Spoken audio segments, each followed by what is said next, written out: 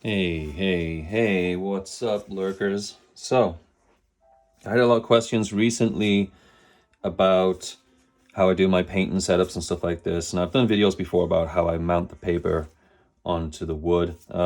It's stapled around the edges after I've soaked the paper. Sorry, I totally soak the paper, get it pretty darn wet, squeegee it out on the board, staple it, hit it with a heat gun, dry it, and then tape it. And I tape it so there's going to be a border for the framing.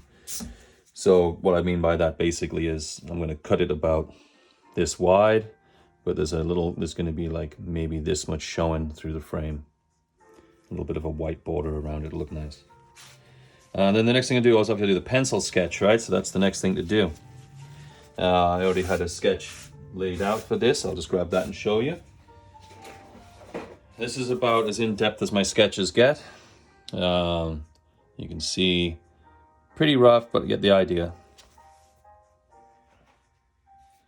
And once I've got the sketch down, the next thing I'm going to do is I'm going to do a wash. The reason I do the wash is it lightens up the pencil work a little bit. And it kind of lets me know where the tonal values are going to be. I mean, I've done it a little bit with the pencil already, but I kind of want to know where my shadows are going to be, where the light's going to be. The other thing is it seals the pencil to the paper. So you want to make sure you've got like definitely the best version of what you want on the paper. I mean, I'm going to be painting over it anyway, so you can make adjustments, especially with the gouache. But yeah, it's good to get it looking pretty darn good. Now what I'm taking is I'm just taking a piece of paper towel. It's got little bits of paint on it, doesn't really matter.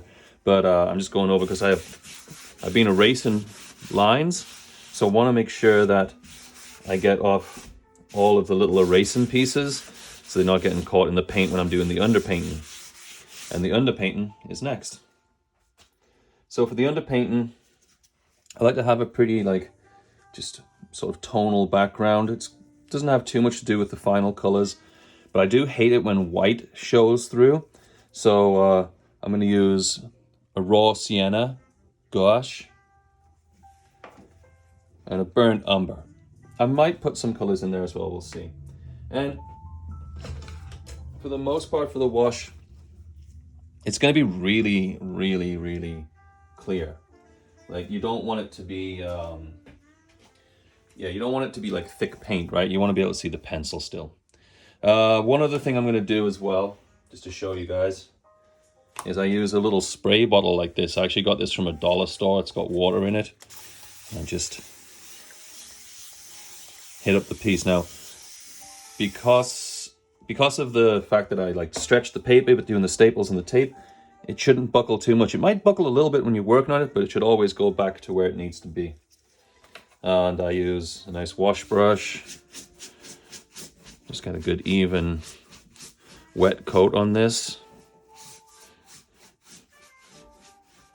I'm treating it almost more like watercolor. And because I use the acrylic gouache, it has the acrylic emulsion in it, so you can go over it again, especially on those thin layers. And then yeah, I get a good wedge sort of brush or a flat brush, and I just start mapping it out.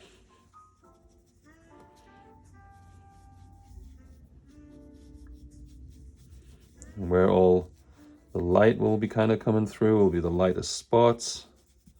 So if I need to do a darker spot, I can always kind of come in just really rough, right? Just kind of figuring out where everything's going to be. And that's the basic setup of it all. There's not much else to it other than that. You want some shadows down there, then just indicate that with the darker tones. So that would be the burnt umber, just getting in there with that. Same as down here. I'm gonna get some of these darker tones in. And it just kind of brings it to life before you start painting it, right? If the paper gets too dry, you can wet it again with the spray bottle. I really do highly recommend, if you're a person that paints on paper, getting one of those spray bottles. They're very useful. You can do a lot with those.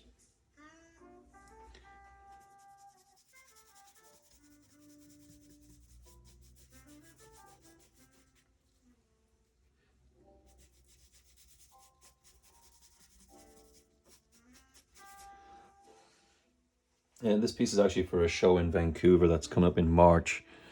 I got a last minute kind of request to be in the show by my friend.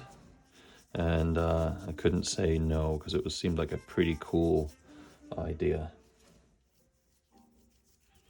So I got a little bit too much paint on the brush there. That happens. It's not a big deal. Like I said, we're going to be painting over this anyway. But just try to keep it thin. Nobody's perfect, you know?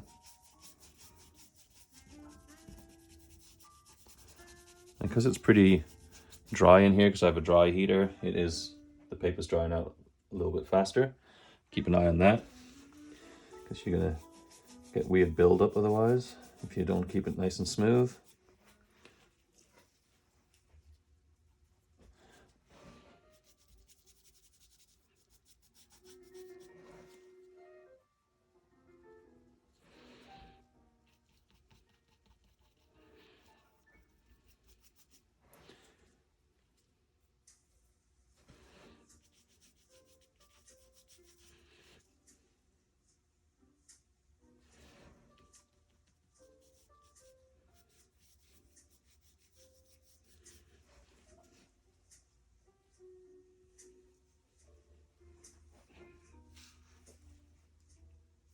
And then down here, I want it nice and dark, so I'm going to hit up some more of those darker tones down here. And the paper's definitely drying out, so I might hit it with water just one more time. But we'll do this first. You don't want to drench it as well. It's such a fine line between drenching it and completely ruining the paper, or just, you know, laying out the tones, getting that perfect balance.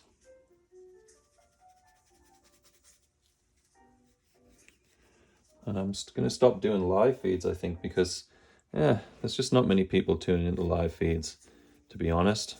So I feel like people are kind of enjoying just being able to watch videos in their own time. My wife had suggested that might be a better way to go, and I do believe she's right. As she normally is.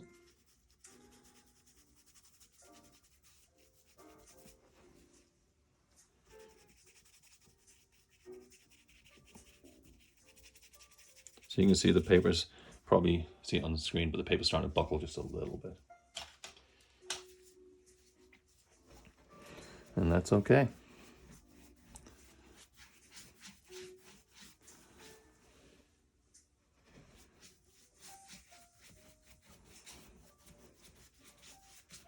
I'm just using the bigger brush just to make sure we get good coverage.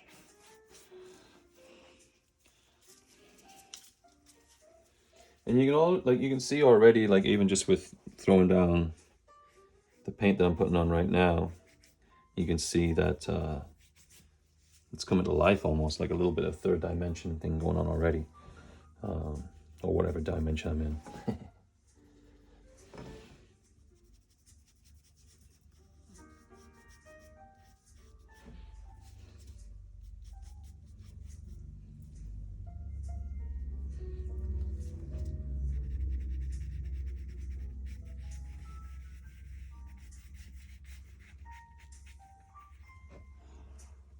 I think this would be I think I might have a glow coming off this, so this would actually be darker on this side.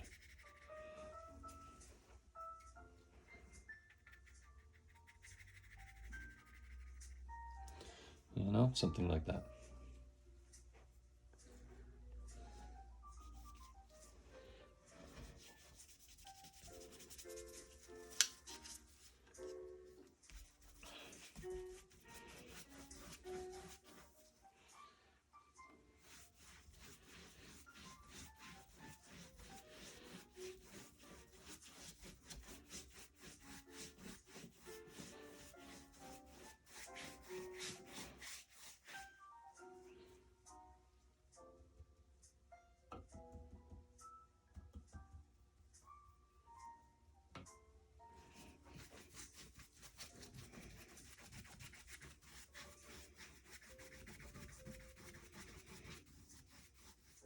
And it does pay off to get nice brushes.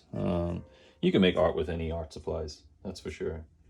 But if you're trying to look kind of professional with your illustrations and you want to make your life a little bit easier, then I'd recommend some investment in some good brushes. The only problem with brushes is you go through them pretty fast. I seem to go through brushes really fast. You know, it's just part of it is what it is kind of thing.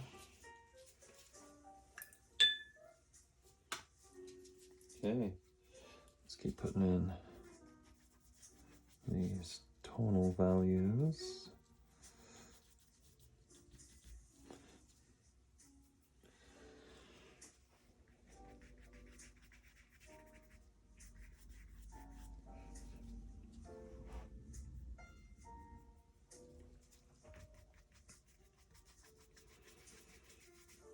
And once it dries, the pencil will come through quite a lot.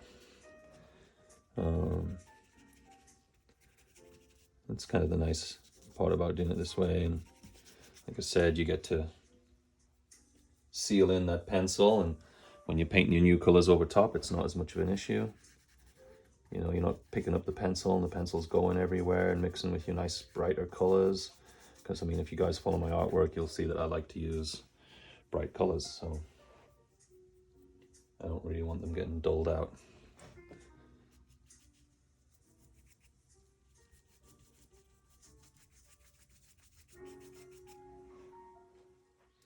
I'm gonna have some sort of moody sort of sky scene up here, maybe.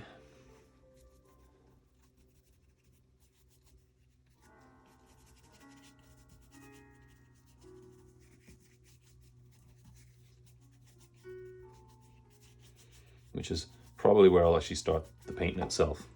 I like to start with the background first and move forwards from the background. I strategically choose things basically, but because I'm not trying to paint myself into a corner kind of thing, and I want to make sure I keep that flow good, you know.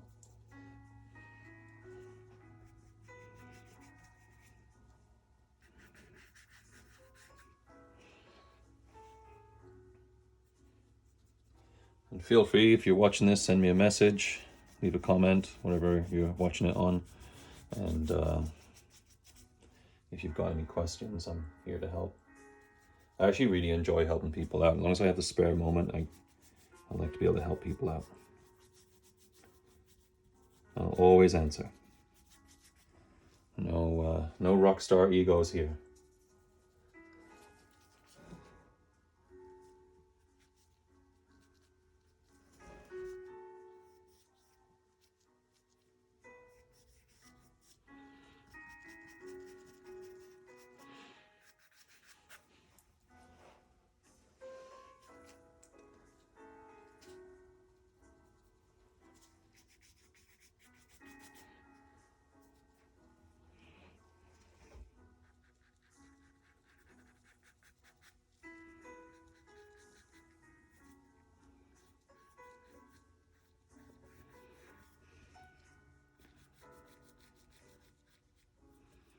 As you see, I'm leaving this orb the lightest. That's going to be one of the lightest points on the whole piece. And a little mouth here that's just hiding behind this whole area.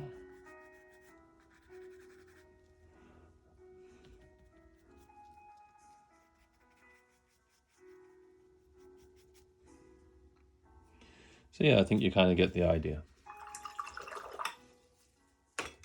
Now,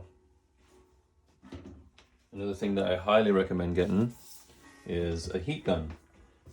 You can use a hairdryer for sure if you've got a hairdryer handy, or you can find a secondhand one. Heat guns are pretty inexpensive. Again, if you paint on paper, they're really, really useful. The hairdryer does work, like it does. I've used hairdryers before, but the heat gun is just going to be that much quicker. Because it is a little bit more powerful as well, you've kind of got to be careful with the heat gun. You can definitely over dry something and start splitting the paper, which hopefully doesn't happen while I'm showing you. But I'll just do a basic quick thing with the heat gun here, just so you can see. I just run it back and forth. Now you get these about I don't know, about $40. I think you'd be able to get a good one, maybe even cheaper. As I'm going back and forth there, I'm just seeing some extra stuff I just want to fill, so I'll just fill that in. But I keep this moving. Always keeping this moving. Now, if I've stretched my paper correctly, this should go tight again, and that's what we're looking for.